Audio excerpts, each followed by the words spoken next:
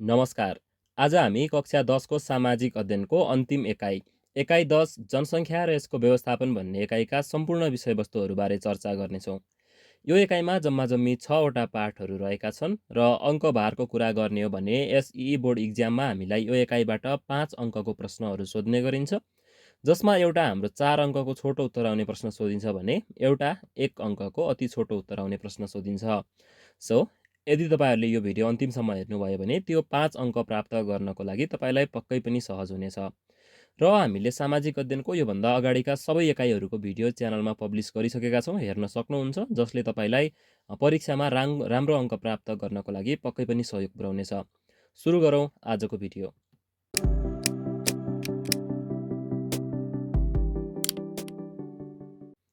एकाइ 10 को पाठ 1 मा हामीले जनसङ्ख्या र यसको व्यवस्थापनसँग सम्बन्धित भएर नेपालमा जनसङ्ख्याको आकार र वृद्धि दरबारे चर्चा गर्नुपर्नेछ। सो जनसङ्ख्याको आकार र वृद्धि दर भन्ने कुरा आएको छ। अब जनसङ्ख्या भन्ने शब्दसँग त तपाईँहरू सबैजना परिचित नै हुनुहुन्छ। पपुलेसन जनसङ्ख्या अथवा कुनै निश्चित भौगोलिक क्षेत्रको मानिसको सङ्ख्या भनेको जनसङ्ख्या हो।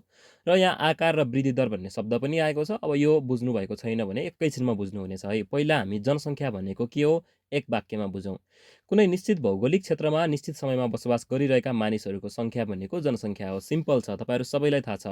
कुनै निश्चित समयमा कुनै निश्चित भौगोलिक क्षेत्र, जस्तै कुनै एउटा भौगोलिक क्षेत्र भनेपछि देश हुनसक्छ, देशको कुनै जिल्ला हुनसक्छ, कुनै स्थानीय तह हुनसक्छ, लगायत एउटा प्रदेश हुनसक्छ। कुनै निश्चित भौगोलिक क्षेत्रको कुनै निश्चित समयको मानिसहरूको सङ्ख्या भनेको जनसङ्ख्या हो।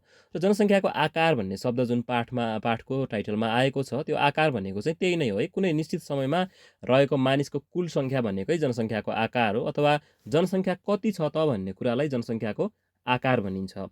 विक्रम सम्वत 2078 सालको जनगणना अनुसार नेपालको जनसङ्ख्याको आकार अथवा नेपालको जनसङ्ख्या 2,91,34,578 रहेको छ। सो यो हो नेपालको जनसङ्ख्याको आकार। त्यस्तै वृद्धि दर भन्ने शब्द आएको छ। यो शब्दसँग पनि तपाईँहरू सबैजना परिचित नै हुनुहुन्छ। जनसङ्ख्याको वृद्धि दर भनेको जनसङ्ख्यामा प्रति वर्ष हुने परिवर्तन। कस्तो परिवर्तन भन्दा प्रतिशत परिवर्तन। प्रतिशतमा हुने जनसङ्ख्याको परिवर्तनलाई हामी वृद्धि दर भन्छौँ प्रत्येक वर्षमा, अथवा प्रति 100 जना जनसङ्ख्यामा प्रति वर्ष हरेक वर्ष वृद्धि हुने सङ्ख्यालाई हामी जनसङ्ख्याको वृद्धि दर भन्छौँ। बुझ्नुभयो होइन, रेट। अब विक्रम सम्वत 2078 सालको जनगणना अनुसार कुरा गर्ने हो भने नेपालको जनसङ्ख्याको वृद्धि दर चाहिँ 0.92% रहेको छ। यो हो नेपालको जनसङ्ख्याको वृद्धि दर। र लास्ट टाइम हाम्रो 2078 साल विक्रम सम्वत 2078 सालमा जनगणना भएको थियो। नेपालमा प्रत्येक 10 वर्षमा जनगणना गर्ने गरिन्छ, त्यो त तपाईँहरूलाई थाहा नै होला। नेपालमा जनगणना लिने कार्यको सुरुवात विक्रम सम्वत 1968बाट भएको हो र सामान्यतया 10 वर्षमा जनगणना गर्ने गरिन्छ। पछिल्लो समयमा भएको जनगणना मैले भर्खरै भने विक्रम सम्वत 2078 सालमा भएको हो, जुन 12औँ जनगणना हो। 1968 देखि अहिलेसम्म 12वटा जनगणना भइसक्यो। विक्रम सम्वत 2009 देखि 11 सम्म जुन जनगणना भएको थियो, त्यही जनगणनाबाट नेपालमा एउटा वैज्ञानिक ढङ्गले जनगणना गर्ने कार्य सुरु भएको हो। त्यसैले यसलाई नै नेपालको प्रथम वैज्ञानिक जनगणना, अङ्ग्रेजीमा सेन्सस भन्छ, त्यो मानिन्छ। अब नेपालमा जनसङ्ख्याको आकार र वृद्धि दर हेरौँ। नेपालमा जनगणना सुरु भए यता के कस्ता छन् त जनसङ्ख्या कति छन्, वृद्धि दर कति छ भन्ने कुराहरूलाई हेरौँ। विक्रम सम्वत 1968मा पहिलो जनगणना यति थियो। अब त्योभन्दा पहिलेको जनगणना थाहा थिएन, त्यसैले हामीले पहिलेभन्दा कति प्रतिशतले वृद्धि भयो भनेर मापन गर्न त्यो बेला सकेनौँ। त्यसैले जनसङ्ख्या वृद्धि दर पनि छैन, जनसङ्ख्या दोब्बर हुन लाग्ने समय पनि लेखिएको छैन। त्यस्तै यहाँ तपाईँहरू यो डाटा सरसर्ती हेर्न सक्नुहुन्छ कति छ भनेर। विक्रम सम्वत 1968मा नेपालको जनसङ्ख्या 56,38,749 रहेछ। त्यस्तै पछि जुन हामीले पहिलो वैज्ञानिक जनगणना भन्यौँ 2009 देखि 2011सम्म चलेको जुन जनगणना छ, त्यो जनगणनामा आइपुग्दा नेपालको जनसङ्ख्या 82,56,625 पुगेको रहेछ। र वृद्धि दर हेर्ने हो भने 2.28% वृद्धि दर रहेछ। त्यस्तै यदि यही रेटमा जुन 2.28%को रेटमा जनसङ्ख्या प्रत्येक वर्ष बढ्दै जाने हो भने यो जनसङ्ख्यालाई दोब्बर हुन अथवा डबल हुनको लागि 31 वर्ष समय लाग्ने रहेछ। त्यो समयको डाटाको कुरा हुँदैछ है। त्यस्तै पछि अब एकैचोटि 2058को हेरौँ। 2058मा जनसङ्ख्या भनेको 2,31,51,423 छ भने 2068मा गएर 2,64,94,504 छ। त्यस्तै 2078 भर्खरै भएको जनगणनामा 2,91,64,578 छ। अब यो डाटाहरू मैले तपाईँहरूको पाठ्यपुस्तकबाटै लिएको हो र त्यो डाटाहरू पाठ्यपुस्तकले चाहिँ कहाँबाट लिएको भन्दा केन्द्रीय तथ्याङ्क विभाग भन्ने जुन जनगणना सम्बन्धी डाटाहरू राख्ने विभाग छ त्यसबाट लिएको हो। यो डाटा को रेफरेन्स अथवा सोर्स चाहिँ यही हो, यही बुझ्नु होला। तपाईँहरूको पाठ्यपुस्तकमा जे छ त्यही कुरा नै मैले यहाँ भनिरहेको छु भन्ने कुरा चाहिँ याद राख्नु होला है। यसरी हेर्नुहुन्छ तपाईँहरूले, यहाँ हेर्नुभयो भने विक्रमसम्म 2058 भन्दा 68मा जनगणना यो जनसङ्ख्या त पक्कै पनि बढ्दै गइरहेको छ, तर पनि वृद्धि दर हेर्नुहुन्छ भने वृद्धि दर घट्दै गइरहेको छ के। अथवा 58 सालमा वृद्धि दर 2.25 छ, 68 सालमा वृद्धि दर घटेर 1.35 मात्रै भयो। त्यस्तै 78 सालमा त झन् घटेर 0.92 भयो। यसरी नेपालको जनसङ्ख्याको वृद्धि दर चाहिँ घट्दै गइरहेको छ। अब जनसङ्ख्याको वृद्धि दर किन घटेको छ भन्ने कुरा तपाईँलाई परीक्षामा सोध्न सक्छ। एकैछिनपछि हामी चर्चा गर्नेछौँ। र तालिकामा एउटा छुटेको कुरा म तपाईँहरूलाई एउटा कुरा भन्न चाहेँ। जस्तै यहाँ वृद्धि दर 1977 र 1987मा हेर्नुहुन्छ भने यहाँ जनगणना जनसङ्ख्या वृद्धि दर नेगेटिभमा देख्नुहुन्छ।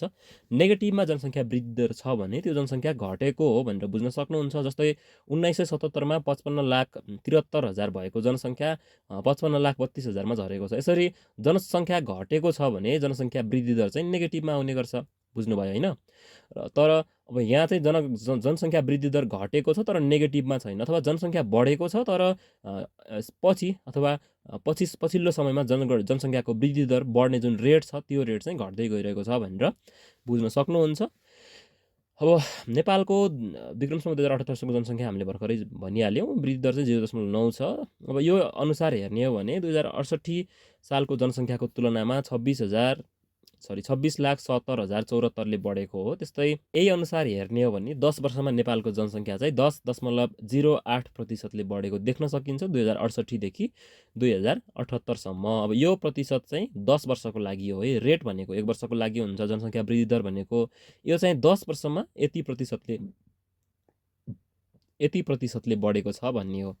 यसरी हेर्दा जनसङ्ख्या वृद्धि दर घट्दै गइरहेको छ। मैले भर्खरै भने अब जनसङ्ख्या वृद्धि दर किन घटेको छ त भनेर परीक्षामा तपाईँलाई प्रश्न सोध्न सक्छ। त्यसको कारणहरूमा चर्चा गरौँ। जन्मदरमा कमी, अब पछिल्लो समयमा जन्मदरमा कमी आएको कारण जनसङ्ख्या वृद्धि दर घट्दैछ। त्यस्तै स्वास्थ्य सेवामा सुधार हुँदैछ, त्यसले जनसङ्ख्या घट्दैछ। त्यस्तै परिवार नियोजनका साधनहरू प्रयोग बढ्दै गएको छ। अब मान्छेहरूमा एउटा चेतनाको स्तर पनि वृद्धि भएको छ। हामीले धेरै बच्चा जन्माउनु हुँदैन, 2 सन्तान ईश्वरको वरदान लगायतका जुन मान्यताहरू छन्, अथवा हामीले सकेसम्म कम नै जन्माउनुपर्छ सन्तान भन्ने एउटा चेतना मानिसहरूमा विकसित हुँदै गएको छ। त्यस्तै विवाहको औसत उमेर बढेको छ। विवाहको औसत उमेर बढेर कसरी जनसङ्ख्या कम भयो भन्नु होला। अब विवाह छिटो भयो भने धेरै बच्चा-बच्ची जन्मिने चान्सेस हुन्छ, र विवाह ढिला भयो भने जनसङ्ख्या बच्चा-बच्ची कम हुने चान्सेस हुन्छ। र पछिल्लो समयमा विवाह गर्ने जुन उमेर छ, औसत उमेर छ, त्यो चाहिँ बढ्दै गइरहेको छ के। अर्थात् अलि धेरै उमेरमा मान्छेहरूले विवाह गर्न थालेका छन् पहिलेको तुलनामा। त्यसले पनि जनसङ्ख्या वृद्धि दर घटेको हो। पाठ 1मा हामीले चर्चा गर्नुपर्ने कुराहरू यति नै थिए। अब पाठ 2मा जाउँ। पाठ 2मा हामीले यही जनसङ्ख्यासँगै सम्बन्धित भएर नेपालको जनसङ्ख्याको बनोटको बारेमा कुरा गर्नुपर्ने छ। अब तपाईँहरूलाई जनसङ्ख्याको बनोट भनेको चाहिँ के हो भन्ने कुरा अलि अनौठो लाग्न सक्छ। जनसङ्ख्याको बनोट भनेको यदि लेखेको छ हेर्नुहोस् है। उमेर समूह, लिङ्ग, जात जाति, धर्म, मातृभाषा, पेसा, शैक्षिक स्थिति आदिको आधारमा गरिएको जनसङ्ख्याको वर्गीकरण भनेको जनसङ्ख्याको बनोट हो। अथवा उमेर समूह यति वर्षदेखि यतिसम्मको जनसङ्ख्या यति, यतिदेखि यतिसम्म यति। अनि लिङ्ग महिलाको यति, पुरुषको यति अथवा तेस्रो लिङ्गीको यति। जात जाति बाहुनको यति, जनजातिको यति, दलितको यति भनेर विभिन्न आधारमा छुट्याइएको हुन्छ, वर्गीकरण गरिएको हुन्छ। त्यसलाई हामी जनसङ्ख्याको बनोट भन्छौँ, बुझ्नुभयो होइन। जनसङ्ख्याको बनोटको बारेमा हामीले अध्ययन किन गरिरहेका छौँ, यसको महत्त्व के हो, अथवा जनसङ्ख्याको बनोट, जनसङ्ख्यालाई किन वर्गीकरण गरिन्छ, त्यसको महत्त्व के हो भन्ने कुरा बुदागत रूपमा हेरौँ। एउटा हो विकासका लागि नीति योजना र कार्यक्रम बनाउन सहयोग गर्छ। अब हामीले जनसङ्ख्याको बनोट अनुसार हेऱ्यौँ भने अब एउटा उमेर समूहको लागि बढी अब कस्ता खालका नीतिहरू बनाउनु पर्ने हो। जस्तै मानौँ नेपालमा जात जातिहरूमा एउटा जातिको सङ्ख्या धेरै छ भने कम सङ्ख्या भएको जात जातिलाई हामीले तिनीहरूको जीवनस्तरमा सुधार गर्नको लागि के कस्ता नीतिहरू बनाउने, कम जनसङ्ख्या भएको जात जातिहरूको यस्ता खाले नीति निर्माण, योजना निर्माणको लागि जनसङ्ख्याको बनोटले मद्दत पुर्याउने गर्छ। त्यस्तै आर्थिक विकासमा योगदान गर्न सक्ने जनसङ्ख्या पहिचान गर्न मद्दत हुन्छ। अथवा यिनीहरूमध्ये आर्थिक विकासमा कुन कुन क्षेत्रले, कुन कुन वर्गीकरणले हामीलाई मद्दत गर्छ भन्ने कुरा पहिचान गर्न पनि सहज हुन्छ। त्यस्तै भौगोलिक क्षेत्रको अवस्था र सम्भावना बुझ्न सकिन्छ। अब कुनै भौगोलिक क्षेत्रमा यो जात-जाति बस्छन्, यो धर्मका मान्छे बस्छन्, यो पेसा अङ्गालेका, यो शैक्षिक स्थिति भएका मान्छे बसोबास गर्छन् भने त्यो स्थानले के कस्ता सम्भावनाहरू बोक्न सक्छ अथवा विकासका के कस्ता गतिविधिहरू त्यो स्थानमा चल्न सक्छ, त्यस्तो खाले सम्भावनाहरूलाई बुझ्नको लागि जनसङ्ख्याको बनोटले मद्दत पुर्याएको हुन्छ। अब जनसङ्ख्याको बनोटलाई हामीले भर्खरै भन्यौँ लिङ्ग अनुसार हुनसक्छ, जनसङ्ख्या वर्गीकरण गरिएको हुनसक्छ, जात-जाति अनुसार, पेसा, उमेर, शैक्षिक स्थिति, मातृभाषा, धर्म अनुसार जनसङ्ख्यालाई वर्गीकरण गरिएको हुन्छ। यो भनेको जनसङ्ख्याको बनोट हो। त्यस्तै अब जनसङ्ख्याको बनोट अब तथ्याङ्कमा हेरौँ, तथ्याङ्कले जनसङ्ख्याको कस्तो बनोट सो गरेको छ भन्ने कुरा हेरौँ। लिङ्ग अनुसार जनसङ्ख्याको बनोट हेर्ने हो भने विक्रम सम्वत 2068 को र 78 को दिएको छ। 78 कै हेरौँ है, रिसेन्ट हेरौँ। 78 मा हेर्नुहुन्छ भने डाटा तपाईँहरू नम्बरमा यहीँ हेर्न सक्नुहुन्छ। अब बुझ्न मन लागे भिडियो पज गरेर हेर्न सक्नुहुन्छ। सङ्ख्या यहीँ दिएको छ र यसरी हेर्दा 2078 सालको जनगणनामा पुरुषको भन्दा महिलाको जनसङ्ख्या धेरै देखिन्छ, 51.02%, जहाँ पुरुषको जनसङ्ख्या 48.98% मात्रै रहेको छ। त्यस्तै जात-जाति अनुसार जनसङ्ख्याको बनोट हेर्ने हो भने विक्रम सम्वत 2078 को जनगणना अनुसार, अब यहाँ 2068 लेखेको छ, यो होइन 2078 नै हो, यहाँ माथि चाहिँ विक्रम सम्वत 2078 भनेर लेखेको छ। यो पाठ्यपुस्तककै लिएको हो मैले, त्यसैले यो चाहिँ 2078 कै हो भनेर बुझ्नु होला। 2078 को जनगणना अनुसार नेपालमा जनसङ्ख्या हेर्ने हो भने जात-जातिको आधारमा है, जात-जातिको आधारमा बनोट जनसङ्ख्याको बनोट हेर्ने हो भने क्षेत्री जातिको सबैभन्दा धेरै जनसङ्ख्या छ, 16.45% छ। त्यस्तै कम ब्राह्मण, मगर, थारू, तामाङ, यो भनेको अर्डर हो है, कुन जनसङ्ख्या क्षेत्री सबैभन्दा धेरै क्षेत्री छ, प्रतिशतमा यता हेर्न सक्नुहुन्छ। त्यस्तै त्यसपछि ब्राह्मण छ, मगर छ, थारू छ, तामाङ छ। यसरी जात-जाति अनुसार जनसङ्ख्याको बनोट हेर्न सक्नुहुन्छ। यसरी सबैभन्दा धेरै जनसङ्ख्या भएको जाति क्षेत्री हो र त्यो पछि ब्राह्मण र पछि मगर आएको छ, देख्न सक्नुहुन्छ। त्यस्तै अब हामी धर्म अनुसार जनसङ्ख्याको बनोट हेर्ने हो भने नेपालमा 81.19% अथवा सबैभन्दा धेरै हिन्दू जातिको बसोबास रहेको छ, एकदम नै धेरै हो। त्यस्तै बौद्ध, इस्लाम, किरात, क्रिस्चियन, जैन, प्रकृति, बोन लगायत अन्य उल्लेख नगरिएका धर्महरू पनि नेपालमा बसोबास गर्ने गर्छन्, जसको प्रतिशतमा तपाईँहरू यहाँ हेर्न सक्नुहुन्छ। त्यस्तै अब हामी उमेर अनुसार जनसङ्ख्याको बनोट हेर्ने हो भने उमेर समूह अनुसार 0 देखि 14 वर्षसम्मको यति छ, अनि त्यसपछि 60 भन्दा माथिको 10% छ र सबैभन्दा धेरै चाहिँ 15 देखि 59 वर्षको 61.96% भन्छ। अब देखाएको छ तथ्याङ्कले। अब जुन यो 15 वर्षदेखि 59 वर्षसम्मको उमेर समूह छ, यसलाई क्रियाशील अथवा सक्षम जनसङ्ख्या भनेर भन्ने गरिन्छ, जसले काम गरेर यो जुन 0 देखि 14 वर्षको र 60 वर्षभन्दा माथिको जनसङ्ख्यालाई पाल्ने गर्छन्। अथवा यो जुन बिचको देख्न सक्नुहुन्छ 15 देखि 59 को, यही समूहमा चाहिँ यो 0 देखि 14 र 60 भन्दा माथिको जनसङ्ख्या यही समूहमा निर्भर रहेको हुन्छ। यसलाई नै हामी क्रियाशील र सक्षम जनसङ्ख्या भन्छौँ। अब त्यस्तै भाषा अनुसार जनसङ्ख्याको बनोट हेर्ने हो भने नेपालमा सबैभन्दा धेरै भाषा बोल्ने भनेको नेपाली भाषीहरू बस्छन् नेपालमा। 44.86% जनसङ्ख्या चाहिँ नेपाली भाषा बोल्छन्। त्यसपछि क्रमशः कुन भाषा धेरै बोलिन्छ भन्ने यहाँ देख्न सक्नुहुन्छ, मैथिली, भोजपुरी, थारू, तामाङ लगायत।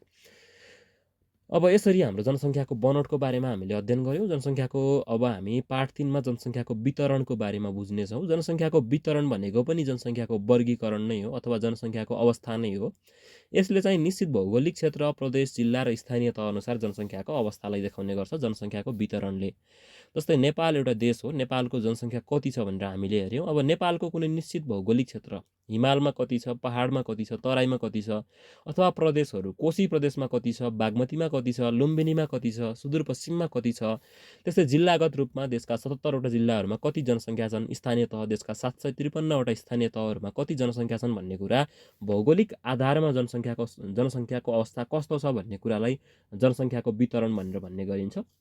अब नेपालको धरातलीय स्वरूप, हावापानी, माटो, प्राकृतिक स्रोत साधन आदिमा भएकाले जनसङ्ख्याको वितरण फरक फरक छ। जस्तै नेपालको हिमाली क्षेत्रमा जनसङ्ख्या कम छ, किनकि त्यहाँ प्रकृति अलि विषम प्रकृतिको छ, हावापानीहरू अलि विकास पनि कम भएको छ, प्रकृति अलिक कठिन अवस्था छ भनेर बुझौँ न। अनि प्राकृतिक स्रोत साधनहरूको पनि अलिक कम नै छन्। त्यस्तै तराई क्षेत्रमा जनजीवन सहज छ, धरातलीय स्वरूप पनि सहज छ, त्यसैले जनसङ्ख्या तराई क्षेत्रमा सबैभन्दा धेरै रहेको छ। त्यस्तै अब शिक्षा, स्वास्थ्य, यातायात, सञ्चार, रोजगारी लगायतको सुविधाले पनि जनसङ्ख्याको वितरणमा प्रभाव पार्छ। कुनै क्षेत्रमा यदि शिक्षाको अवस्था राम्रो छ, स्वास्थ्यको अवस्था राम्रो छ, यातायातको अवस्था लगायत रोजगारीको अवस्था राम्रो छ भने त्यो क्षेत्रमा जनसङ्ख्या धेरै हुने गर्छ। जस्तै नेपालको काठमाडौँ, चितवन, पोखरा लगायतका ठुला सहरहरू जहाँ स्वास्थ्य, यातायात, सञ्चार लगायतका सुविधाहरूको राम्रो अवस्था रहेको छ, त्यस्तो क्षेत्रमा जनसङ्ख्या धेरै छ।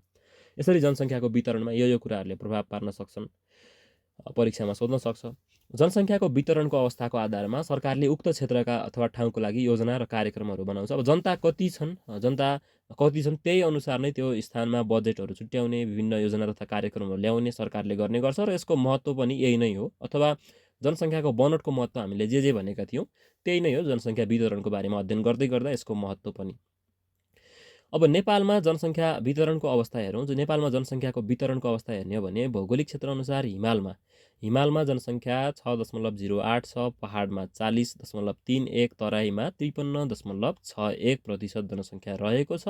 र पहिलेका जनगणना अनुसार तुलना गरेर हेर्ने हो भने हिमालमा क्रमशः जनसङ्ख्या घट्दै गएको देखिन्छ, पहाडमा पनि जनसङ्ख्या घट्दै गएको देखिन्छ र तराईमा चाहिँ जनसङ्ख्या बढ्दै गएको देख्न सकिन्छ। यो ट्रेन्ड चाहिँ रहेको छ नेपालको जनसङ्ख्याको वितरणमा। त्यस्तै प्रदेश अनुसार जनसङ्ख्याको वितरण हेर्नुहुन्छ भने अब नेपालका 7वटा प्रदेशहरूको जनसङ्ख्याको वितरण हेर्न सक्नुहुन्छ। सबैभन्दा धेरै कुनमा छ त? सबैभन्दा धेरै मधेस र बागमती प्रदेशमा बराबर देखायो है यो तथ्याङ्कले। मैले तपाईँहरूको किताबबाटै लिएको तथ्याङ्क हो। अब ठिक होला पक्कै पनि। अब यो जुन नेपालमा जुन मधेस र बागमती प्रदेशमा सबभन्दा धेरै जनसङ्ख्या बसेको हामीले देख्यौँ र अन्य प्रदेशहरूमा कति छ भन्ने कुरा प्रतिशतमा यहीँ हेर्न सक्नुहुन्छ तपाईँहरू। अब यो जनसङ्ख्याको वितरणलाई त्यो प्रदेशमा भौगोलिक अवस्था कस्तो छ, सेवा सुविधाको अवस्था कस्तो छ, आधारभूत आवश्यकता परिपूर्ति गर्ने शिक्षा, स्वास्थ्य लगायतका कुराहरू छन्, त्यो कुराहरू कस्तो छ भन्ने कुराले प्रदेशगत रूपमा पनि जनसङ्ख्याको वितरणलाई प्रभाव पारेको छ। यो जनसङ्ख्याको वितरण। त्यस्तै ग्रामीण र सहरी क्षेत्रअनुसार जनसङ्ख्याको वितरण हेर्ने हो भने सहरी क्षेत्रमा जनसङ्ख्या धेरै छ अथवा 66.17% सहरमा रहेका छन्। त्यस्तै ग्रामीण क्षेत्रमा 33.83% जनसङ्ख्या रहेको हामी देख्न सक्छौँ। यसरी सहरी क्षेत्रअनुसार पनि हामीले जनसङ्ख्याको वितरणलाई अध्ययन गर्न सक्छौँ। त्यस्तै अब सबैभन्दा धेरै जनसङ्ख्या भएको जिल्लाहरूलाई पनि सरसर्ती हेरौँ है। काठमाडौँ जिल्लाअनुसार चाहिँ काठमाडौँमा सबैभन्दा धेरै जनसङ्ख्या छ, 7% देशभरका जनसङ्ख्यामध्ये 7% काठमाडौँमा बस्छन्। त्यस्तै मोरङमा त्योभन्दा अलिक कम भनेको 3.94। यो क्रमशः यहाँ जिल्लाहरू हेर्न सक्नुहुन्छ। यो भनेको क्रमागत रूपमा नेपालमा सबैभन्दा धेरै जनसङ्ख्या भएका जिल्लाहरू हुन्। त्यस्तै कम जनसङ्ख्या भएको जिल्ला हेर्ने हो भने सबैभन्दा कम एकदमै नेपालको देशभरिका सबै जिल्लाहरूमध्ये सबैभन्दा कम जनसङ्ख्या भएको जिल्ला मनाङ हो। त्यस्तै अलिक कम भएको मुस्ताङ हो। यसरी यो अर्डर भनेको चाहिँ नेपालमा जनसङ्ख्या कम भएका जिल्लाहरूको अर्डर हो। हेर्न सक्नुहुन्छ तपाईँहरू तथ्याङ्क तपाईँहरूको अगाडि स्क्रिनमै छ है। अब हामीले जनसङ्ख्याको बारेमा अध्ययन गरिहाल्यौँ। जनसङ्ख्याको आकार, वृद्धि दर, जनसङ्ख्याको बनोट वितरणको बारेमा हामीले अध्ययन गऱ्यौँ। अब पाठ 4मा हामीले पारिवारिक योजना, फ्यामिली प्लान र गुणस्तरीय जीवन यो दुईवटा कुराहरूको बारेमा अध्ययन गर्नुपर्ने छ। पहिला हामी पारिवारिक योजनाको बारेमा बुझौँ। सामान्य छ पारिवारिक योजना भनेको परिवारको जुन विभिन्न कुराहरू हुन्छन्, परिवारको कुरालाई लिएर बनाउने एउटा प्लान योजना भनेको पारिवारिक योजना हो। सजिलो छ होइन त? आम्दानी तथा अन्य स्रोतको उचित व्यवस्थापन तथा परिचालनबाट परिवारका सदस्यलाई सुखी जीवनयापन गराउने योजना पारिवारिक योजना हो। तपाईँको फ्यामिलीमा एउटा इन्कम छ, त्यो इन्कमलाई उचित व्यवस्थापन गर्ने अथवा परिवारमा आम्दानी लगायत अन्य स्रोतहरू छन्, त्यो स्रोतहरूको उचित व्यवस्थापन गर्ने, परिचालन गर्ने, त्यो गरेर परिवारका सम्पूर्ण सदस्यहरूलाई एउटा सुखी, एउटा आनन्दित र एउटा सेटिस्फाइड जीवन बनाउनको लागि बनाइने जुन योजना छ त्यसलाई हामी पारिवारिक योजना भन्ने गर्छौँ। पारिवारिक जीवनलाई स्वस्थ र व्यवस्थित बनाउन पारिवारिक योजना आवश्यकता पर्छ र यदि पारिवारिक योजना उपयुक्त छ, राम्रो पारिवारिक योजना बनेको छ भने त्यसले स्वस्थ, सुखी र गुणस्तरीय जीवनयापनमा सहयोग पुर्याउने गर्छ। सजिलो छ है, धेरै डिटेलमा बुझ्न आवश्यक छैन। अब पारिवारिक योजना बनाउँदा कुनै व्यक्तिले परिवारका सदस्यहरूलाई समेटेर आफ्नो स्रोत साधन तथा इन्कमलाई समेटेर एउटा पारिवारिक योजना बनाउँदा यो कुराहरूलाई चाहिँ ध्यान दिनुपर्ने हुन्छ है। अब घर परिवार चलाउनका लागि जुन आर्थिक स्रोत छ त्यसलाई कहाँबाट जुटाउने भन्ने कुरा प्लानमा उल्लेख गर्नुपर्छ अथवा राख्नुपर्छ। त्यस्तै उपलब्ध स्रोत छ घरमा भएका विभिन्न आर्थिक लगायतका अन्य स्रोतहरूको सही परिचालन गर्नुपर्छ। त्यस्तै बच्चा जन्माउने, जन्मान्तर कायम राख्ने, यो पनि त फ्यामिली प्लान हो नि। बच्चा कहिले जन्माउने अनि कति वर्षको अन्तरमा अर्को बच्चा जन्माउने, यो कुराहरू पनि फ्यामिली प्लान, पारिवारिक योजनामा राख्न आवश्यक छ। त्यस्तै सामाजिक परिवेशमा अब हामी सामाजिक प्राणी हो, सामाजिक अध्ययनमै अध्ययन गरिरहेका छौँ। सामाजिक प्राणी भएको हुनाले सामाजिक परिवेशमा समायोजन हुन अथवा सामाजिकीकरणका क्रियाकलापहरूमा सहभागी हुने कुराहरू पनि यसमा समेट्नुपर्छ पारिवारिक योजनामा। त्यस्तै परिवारका सदस्यहरू बिचमा आपसी सल्लाह गरेर निर्णयहरू लिने एउटा वातावरण तयार पार्नुपर्छ र परिवारका हरेक सदस्यहरूले आफ्नो तहबाट आफ्नो जिम्मेवारी चाहिँ पुरा गर्ने गरी योजना तयार पार्नुपर्छ। अब परिवारमा बालबच्चाहरू पनि हुन्छन्। बालबच्चाहरूको लागि उनीहरूको आफ्नो इन्कम हुँदैन, उनीहरूको आफ्नो स्रोत हुँदैन। त्यसैले उनीहरूको हेरचाह गर्ने अनि शिक्षा दीक्षाको व्यवस्था गर्ने गर्नुपर्छ। त्यस्तै अर्कोतर्फ ज्येष्ठ नागरिकहरूको उचित स्याहार सुसार हेरचाह सम्मान गर्न पनि हामीले फ्यामिली प्लानमा ध्यान दिनुपर्छ। अब यस्ता कुराहरूमा ध्यान दिएर हामीले पारिवारिक योजना बनायौँ। त्यो पारिवारिक योजनाको महत्त्व चाहिँ के हुन्छ भन्ने कुरामा चर्चा गरौँ। अब पारिवारिक योजना बनाएपछि के फाइदा हुन्छ भन्ने कुरा हो यो चाहिँ।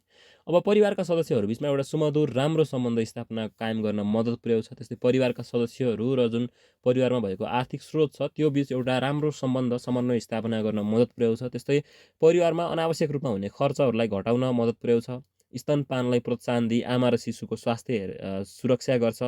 व्यक्ति र परिवारको स्वास्थ्य र जीवनस्तर उकास्न मद्दत गर्छ। सुखी र आरामदायी परिवार बनाउन सहयोग पुर्याउँछ।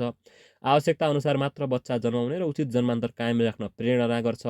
अनि जनसङ्ख्या वृद्धि नियन्त्रणका लागि अनुकूल वातावरण सिर्जना गर्छ। नवदम्पति तथा आमाबुवालाई आफ्नो दायित्व सफल र प्रभावकारी ढङ्गले निर्वाह गर्नका लागि मद्दत पुर्याउँछ। यो हो पारिवारिक योजनाको महत्त्व। सजिलो छ, तपाईँहरूले बुझिहाल्नुभयो, त्यति डिटेलमा डिस्कस गर्न आवश्यक नहोला है त। अब पाठमा आएको अर्को शब्द थियो गुणस्तरीय जीवन। गुणस्तरीय जीवन भनेको चाहिँ के हो भन्ने कुरामा हामी अध्ययन गरौँ। सुख र सन्तुष्टिका साथ मानव जीवनमा आवश्यक पर्ने सबै सेवा सुविधा परिपूर्ति भएको अवस्था गुणस्तरीय जीवन हो। अथवा गुणस्तरीय जीवन भनेको एउटा त्यस्तो जीवन हो जहाँ जुन जीवनमा मानिसलाई आवश्यक पर्ने आधारभूत कुराहरूदेखि ल्याएर सम्पूर्ण सेवा सुविधाहरू चाहिँ राम्रोसँग पाएको छ उसले, त्यस्तो खालको जीवन भनेको गुणस्तरीय जीवन हो। एउटा राम्रो जीवन भनेर तपाईँहरू बुझ्न सक्नुहुन्छ। मानव जीवनमा गुणस्तरीय जीवनका लागि भौतिक सेवा सुविधाका साथै मनोवैज्ञानिक आध्यात्मिक आवश्यकता समेत पुरा हुनुपर्छ। अब मानव जीवन यदि गुणस्तरीय बनाउनु छ भने मानव जीवनलाई गुणस्तरीय बनाउनको लागि भौतिक आवश्यकताहरू त पुरा हुनु परिहाल्यो नै। भौतिक भनेको अब जुन दैनिक उपभोग्य सामानहरूदेखि ल्याएर अन्य जुन भौतिक कुराहरू छ त्यो त पुरा हुनु पर्यो। साथै मनोवैज्ञानिक रूपमा साइकोलोजिकल्ली र आध्यात्मिक स्पिरिचुअल कुराहरूमा पनि सम्पूर्ण आवश्यकताहरू पुरा भएको हुनुपर्छ। अथवा त्यो व्यक्ति चाहिँ शारीरिक रूपमा पनि सन्तुष्ट हुनु पर्यो अनि मनोवैज्ञानिक र आध्यात्मिक रूपमा पनि त्यो व्यक्ति सन्तुष्ट हुनु पर्यो। अब गुणस्तरीय जीवनलाई हामीले कसरी अँगाल्ने त? गुणस्तरीय जीवन पाउनको लागि हामीले के कस्ता उपायहरू अपनाउने भन्ने कुरामा चर्चा गरौँ बुदागत रूपमा।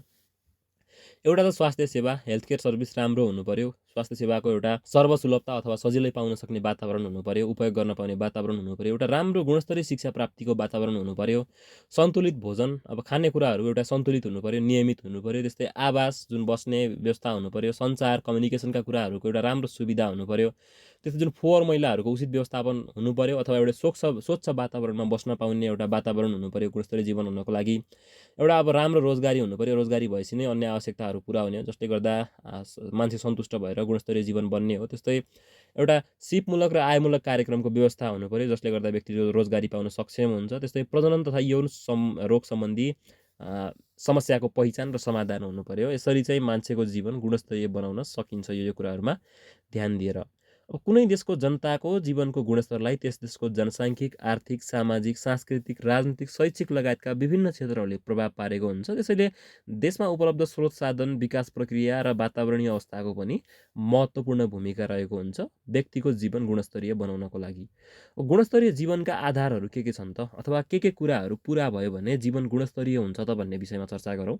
एउटा पहिलो पाठ्यपुस्तकमा दिएको पहिलो छ आधारभूत आवश्यकताको परिपूर्ति। अब मानिसको जुन आधारभूत आवश्यकताहरू छन्, घाँसबास, कपास, स्वास्थ्य, शिक्षा लगायतका जुन आधारभूत आवश्यकताहरू छन् त्यो आधारभूत आवश्यकताहरू पुरा चाहिँ भएको हुनु पर्यो। बेसिक कुरा हो यो चाहिँ गुणस्तरीय जीवन प्राप्त गर्नको लागि। अर्को भनेको भौतिक जीवनस्तरका सूचक जुन 5 वर्ष मुनिको बाल मृत्यु दर छ त्यो कम हुनु पर्यो। औसत आयु धेरै हुनु पर्यो।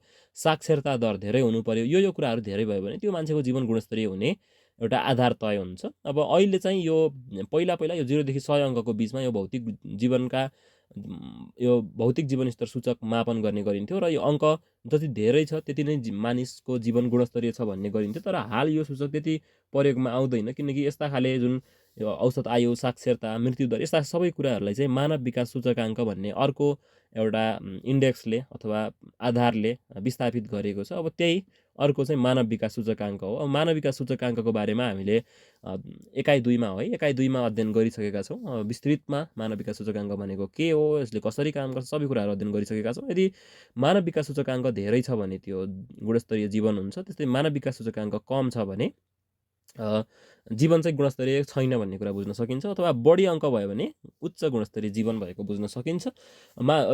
यसको अलिक डिटेलमा कुरा गर्ने हो भने मानव विकास सूचकाङ्क चाहिँ प्रति व्यक्ति आय, शैक्षिक स्तर र औसत आयु हेरेर मापन गर्ने गरिन्छ। यो चाहिँ 0 देखि 1 अङ्कको बिचमा मापन गरिन्छ। यसको बारेमा हामीले डिटेलमा सुरुवाती एकाइहरूमा अध्ययन गरिसकेका छौँ। त्यस्तै अर्को आधार हो स्वस्थ र दीर्घ जीवन। व्यक्तिको यदि स्वास्थ्य राम्रो छ भने उसको एउटा औसत आयु बढी हुन्छ, अथवा ऊ धेरै समयसम्म बाँच्छ। धेरै समयसम्म बाँच्छ भने त्यसलाई पनि एउटा गुणस्तरीय जीवन मान्न सकिन्छ। त्यस्तै अर्को एउटा सामान्य कुरा हो, खुसी हुनु पऱ्यो, आनन्द हुनु पऱ्यो। मान्छेहरू आफ्नो जुन जिन्दगीका विभिन्न पाटोहरूलाई लिएर खुसी हुनु पऱ्यो, सन्तुष्ट हुनु पऱ्यो, आनन्द महसुस गरेको हुनु पऱ्यो। त्यस्तै संस्थानको भरणपोषण र शिक्षा, जुन सन्तान हुन्छन् परिवारमा, परिवारको यदि सबै सन्तानहरूको भरणपोषण र शिक्षा दीक्षा राम्रो छ भने त्यसले पनि जीवन गुणस्तरीय जीवन निर्माण गर्न, गुणस्तरीय जीवन बनाउनको लागि सहयोग गर्ने गर्छ। अब यसरी तपाईँहरूले एउटा कुरा ख्याल गर्नुभयो होला, पारिवारिक योजना राम्रो बनायो भने हामीले गुणस्तरीय जीवन प्राप्त गर्न सहज रहेछ कि। यदि हाम्रो परिवारको योजना, पारिवारिक योजना जुन छ त्यसलाई राम्रो बनाएर हामी अगाडि बढ्यौँ भने हाम्रो जीवन एउटा सन्तुष्ट हुन्छ, खुसी हामीले प्राप्त गर्न सक्छौँ जीवनबाट, र त्यसले गर्दा गुणस्तरीय जीवन चाहिँ हामीले हासिल गर्न सक्छौँ। यसरी हेर्दा यिनीहरू दुईवटा बिचमा एउटा घनिष्ठ सम्बन्ध रहेछ। त्यसैले अब स्रोत साधनको योजनाबद्ध प्रयोग र सन्तुलित व्यवस्थापन गरेर एउटा राम्रो पारिवारिक योजना बनायौँ भने हामीले गुणस्तरीय जीवन चाहिँ प्राप्त गर्न सक्दो रहेछौँ। यति नै थियो। अब पाठ 5 मा हामी जनसङ्ख्याकै कुरामा फर्कियौँ। जनसङ्ख्या र वातावरण बिचको अन्तर्सम्बन्धको बारेमा चर्चा गरौँ। एकाइको नाम नै अब जनसङ्ख्या र त्यसको व्यवस्थापनसँग सम्बन्धित छ। अब जनसङ्ख्या र वातावरण बिचमा कस्तो सम्बन्ध हुन्छ त, पपुलेसन र इन्भाइरोन्मेन्ट बिचको रिलेसन कस्तो हुन्छ त, इन्टररिलेसन कस्तो हुन्छ त भन्ने विषयमा यो पाठमा हामी अध्ययन गर्नेछौँ। यो कुरा त सानै क्लासदेखि पढ्दै आउनुभएको छ। जनसङ्ख्या र वातावरण बिचमा एउटा अन्याश्रित सम्बन्ध चाहिँ हुन्छ, घनिष्ठ सम्बन्ध हुन्छ। अब मानिसका लागि आवश्यक पर्ने जुन, मानिस भनेको जनसङ्ख्या हो, जनता हो, अब त्यही मानिसका लागि आवश्यक पर्ने जुन स्वच्छ हावा छ, पानी छ, खाना छ, सबै कुरा हामीले इन्भाइरोन्मेन्टबाट अथवा वातावरणबाट नै प्राप्त गर्ने हो। र जनसङ्ख्याले फेरि अब कसरी प्रभाव पार्छ भन्दा, यदि जनसङ्ख्या वृद्धि भयो भने, जनसङ्ख्या धेरै भयो भने प्राकृतिक स्रोत साधनहरूको अति दोहन हुन्छ, अति खपत हुन्छ। त्यसले गर्दा वातावरण चाहिँ अव्यवस्थित हुनसक्छ। यसरी यिनीहरू दुईवटा बिचमा सम्बन्ध रहेको छ। अब त्यही कुरालाई लिएर जनसङ्ख्या वृद्धि भयो भने त्यसले वातावरणमा कस्तो असर पर्छ भन्ने कुरामा चर्चा गरौँ। प्रदूषण बढ्छ। जनसङ्ख्या वृद्धि भयो भने हावा, पानी, माटो लगायतका विभिन्न वातावरणीय कम्पोनेन्टहरूको प्रदूषण बढ्छ। त्यस्तै नदीनाला फोहोर हुन्छ, वन जङ्गल फडानी हुन्छ, किनकि त्यहाँ घर बनाउनु पर्यो, घर बनाउनको लागि काठ चाहियो, अथवा जङ्गल फाँडेर त्यही ठाउँमा घर बनाउनु पर्यो। त्यस्तै उर्वर जमिन नष्ट हुन्छ। उर्वर जमिन जुन खेतीयोग्य जमिन छ त्यो ठाउँमा अब प्लटिङ गर्ने, घर बनाउने हुन्छ। धेरै जनसङ्ख्या भएपछि किनकि मान्छे कहाँ बस्ने, बस्नु त पर्यो। त्यस्तै अब त्यस्तो रुख फडानी, वन जङ्गल फडानी भइसकेपछि बाढी, पहिरो, भुसिया लगायतका समस्याहरू पनि बढ्छ। रोग तथा महामारी फैलिन्छ वातावरणमा। यसरी जनसङ्ख्या वृद्धिले वातावरणमा नकारात्मक असर पारेको हुँदो रहेछ। अब वातावरण प्रदूषण अर्कोतर्फ, अब जनसङ्ख्या वृद्धिले वातावरणमा प्रदूषण अथवा असर पार्ने रहेछ, नकारात्मक असर पार्ने रहेछ। त्यसमा वातावरण प्रदूषण हुनुका मुख्य कारणहरू चाहिँ के हुन् त, भर्खरै हामीले कुरा गऱ्यौँ। जनसङ्ख्या वृद्धि भयो भने वातावरण प्रदूषण हुन्छ। त्यस्तै प्राकृतिक स्रोत साधनको अत्यधिक प्रयोग भयो भने, प्राकृतिक स्रोत साधनको अत्यधिक प्रयोग पनि त्यही बेला हुने हो जुन बेला मानिसको सङ्ख्या धेरै हुन्छ।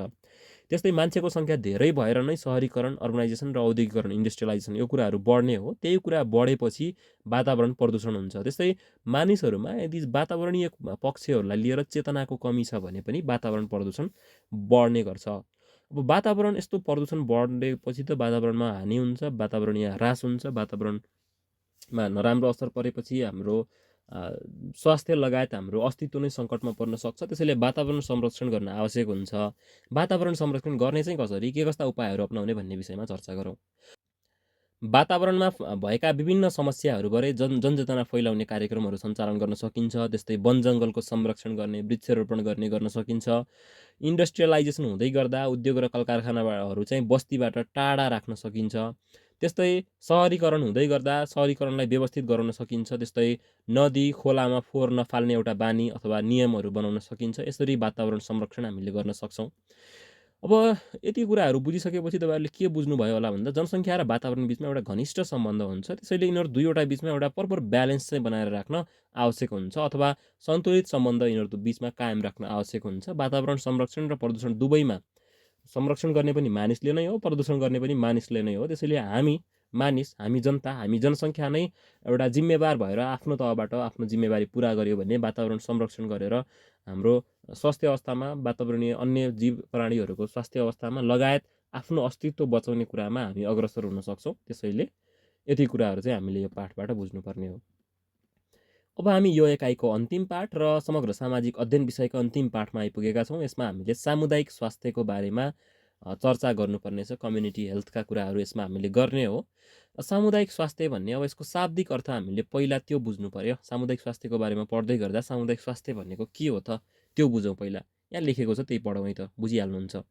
समुदायका लागि समुदायकै व्यक्तिले समुदायमा रहेका स्वास्थ्य समस्या पहिचान गरी त्यसको समाधान गर्न एवं व्यक्तिगत र वातावरणीय स्वास्थ्यमा सुधार ल्याउन गरिने क्रियाकलाप नै सामुदायिक स्वास्थ्य हो। अर्थात् समुदायमा बस्ने मानिसहरूले, जुन व्यक्तिहरू, थुप्रै मानिसहरू हामी बस्छौँ समुदायमा, त्यही व्यक्तिहरूले अब समुदायमा भएका विभिन्न स्वास्थ्य समस्याहरू पहिचान गर्ने, त्यसको समाधान गर्ने र त्यसको समाधान गरिसकेपछि व्यक्तिगत अथवा इन्डिभिजुअल हेल्थमा पनि सुधार ल्याउने, अनि वातावरणीय पक्ष, जुन वातावरणको कुरा हामीले भर्खर योभन्दा अगाडिको च्याप्टरमा गरेका थियौँ, त्यो वातावरणीय स्वास्थ्यमा सुधार ल्याउनका लागि गरिने क्रियाकलापहरूको समग्रता नै सामुदायिक स्वास्थ्य हो भनेर बुझ्न सक्छौँ। अब यस अन्तर्गत विभिन्न स्वास्थ्य शिविरहरू सञ्चालन भएका हुन्छन्, त्यो पनि सामुदायिक स्वास्थ्य अन्तर्गत पर्छन्। त्यस्तै घर दैलो स्वास्थ्य सेवा हुन्छ, जुकाको औषधि खुवाउने कार्यक्रम हुन्छ, तपाईँहरूलाई थाहै छ। खुम्ती स्वास्थ्य शिविरहरू हुने गर्छ। त्यस्तै अन्य जुन समुदायसँग सम्बन्धित स्वास्थ्यका विभिन्न गतिविधिहरू हुन्छन्, त्यो सबै भनेको सामुदायिक स्वास्थ्य अन्तर्गत पर्ने गर्छन्। र यो सामुदायिक स्वास्थ्य सुधार गर्नको लागि, सामुदायिक स्वास्थ्यलाई राम्रो बनाउनको लागि चाहिँ व्यक्ति, परिवार, समुदाय र समग्र राष्ट्र अथवा सरकारको संयुक्त प्रयास हुन आवश्यक छ। सामुदायिक स्वास्थ्य राम्रो हुनुपर्छ, किनकि सामुदायिक स्वास्थ्य राम्रो भयो भने व्यक्तिको इन्डिभिजुअल हेल्थ पनि राम्रो हुन्छ, त्यसले पारिवारिक अवस्था पनि राम्रो हुन्छ। त्यस्तै समग्र देशको एउटा राम्रो अवस्था हुन्छ सबै नागरिकहरू स्वस्थ भएमा, र यसले एट द सेम टाइम वातावरणीय स्वास्थ्य अथवा वातावरणलाई संरक्षित राख्ने, वातावरण प्रदूषण नहुन दिने अवस्था पनि यो अवधारणा, सामुदायिक स्वास्थ्यको अवधारणाले चर्चा गर्ने भएकाले सामुदायिक स्वास्थ्य एकदमै आवश्यक छ।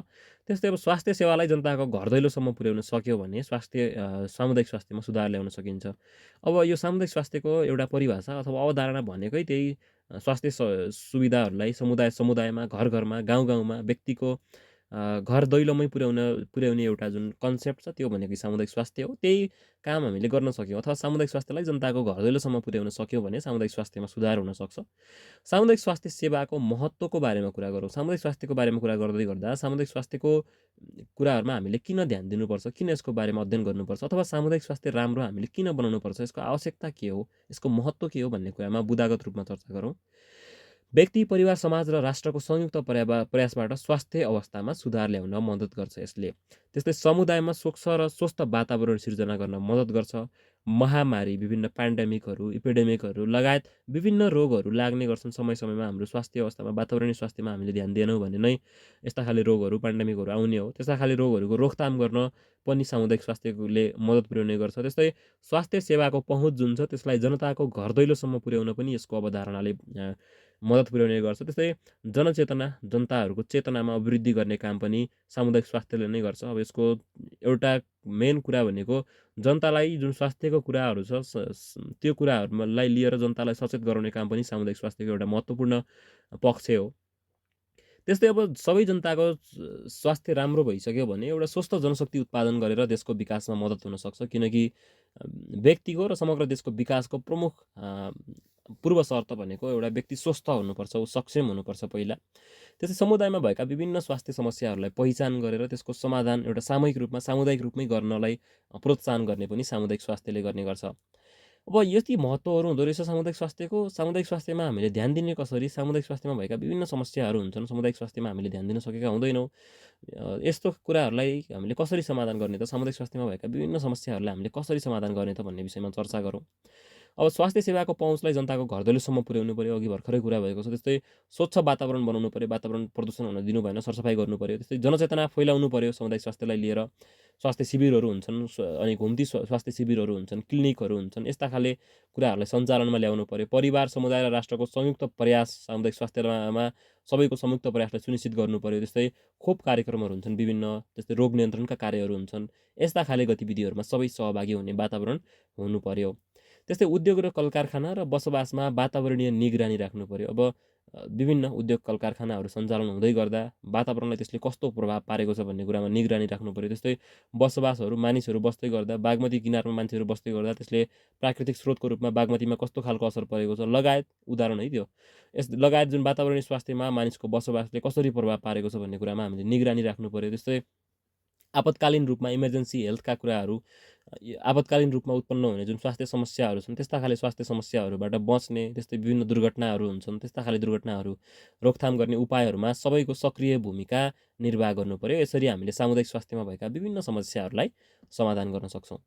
सो यति नै थियो हाम्रो अन्तिम एकाइ 10मा अध्ययन गर्नुपर्ने हामीले कुराहरू। यो सँगै हामीले सामाजिक अध्ययनको एकाइगत रूपमा सम्पूर्ण कुराहरू डिस्कस गरेर यही भिडियोसँगै भ्यायौँ। अब आउने भिडियोहरूमा चाहिँ हामी तपाईँहरूको परीक्षा केन्द्रित भएर परीक्षामा कस्तो खाले प्रश्नहरू सोधिन्छ, त्यसको एन्सर हामीले कसरी लेख्ने, अनि पास्ट इयरहरूमा कस्ता खाले प्रश्नहरू सोधिन्छन्, त्यसको समाधान कसरी गर्ने भन्ने विषयमा भिडियोहरू ल्याउनेछौँ। त्यसैले च्यानललाई सब्सक्राइब गरेर, भिडियोलाई लाइक गरेर नोटिफाइड चाहिँ रहनुहोला। तपाईँहरू यदि परीक्षाको नजिकमा भएको खण्डमा यो भिडियो हेर्दै हुनुहुन्छ भने तपाईँहरूलाई परीक्षाको लागि शुभकामना। भिडियो हेर्नुभएकोमा धन्यवाद। आउने दिनहरूमा हामी सामाजिक अध्ययन लगायतका अन्य विषयहरूको यस्ता खाले परीक्षाको दृष्टिकोणमा महत्त्वपूर्ण भिडियोहरू ल्याएर आउने नै छौँ। त्यतिन्जेलसम्मका लागि यो भिडियो चाहिँ हामीले यही अन्त्य गऱ्यौँ है त।